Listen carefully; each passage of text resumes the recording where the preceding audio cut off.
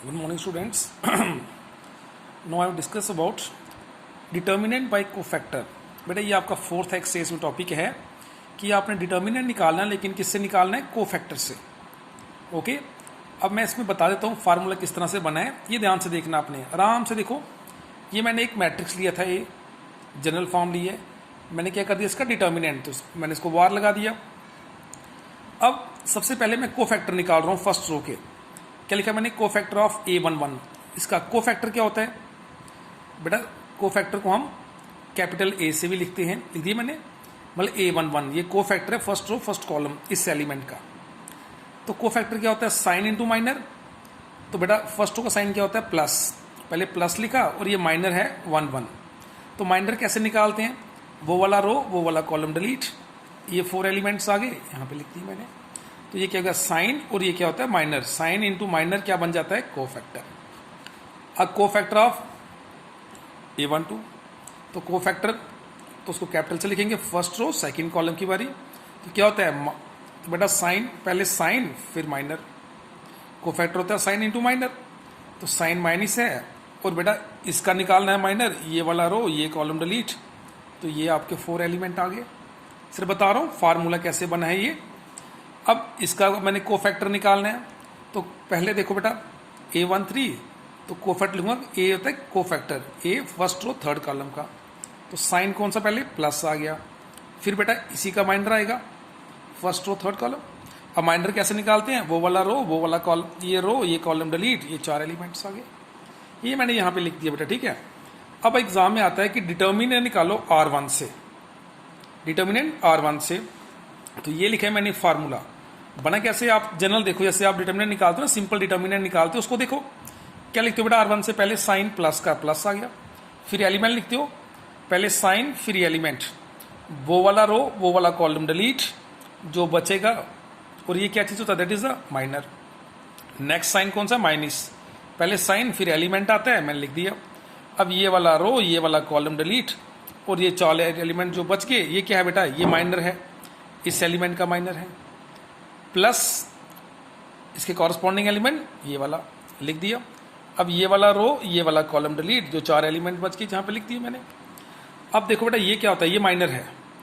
अब देखो मैंने लिखा A11 हो गया, साइन ये मैंने प्लस साइन लिखा, और ये क्या था? माइनर है किसका? फर्स्ट रो फर्स्ट कॉलम का, एम इन माइनर्स।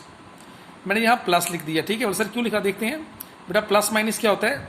माइनस ही होता है ना। प्लस लिखा फिर एलिमेंट, ये साइन मैंने इधर अप्लाई कर दिया, साइन, और ये क्या था? ये माइनर है, इस एलिमेंट का माइनर, प्लस एलिमेंट आ गया। प्लस इंटू प्लस क्या होता है बेटा? प्लस ही होता है। और व्हाट इज दैट? ये माइनर है A13 का। अब देखो ये एलिमेंट आ गया, साइन इंटू माइनर क्या होता है? कोफैक्टर। तो ये A11 हो गया।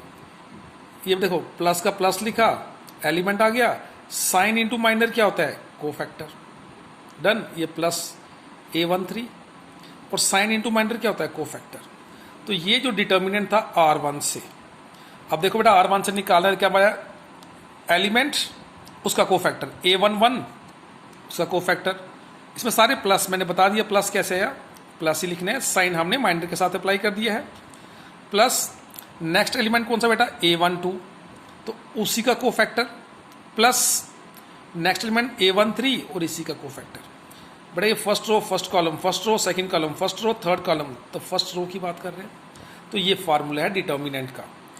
जो एलिमेंट उसी का कोफैक्टर, प्लस नेक्स्ट एलिमेंट उसी का कोफैक्टर, प्लस नेक्स्ट एलिमेंट उसी का कोफैक्टर।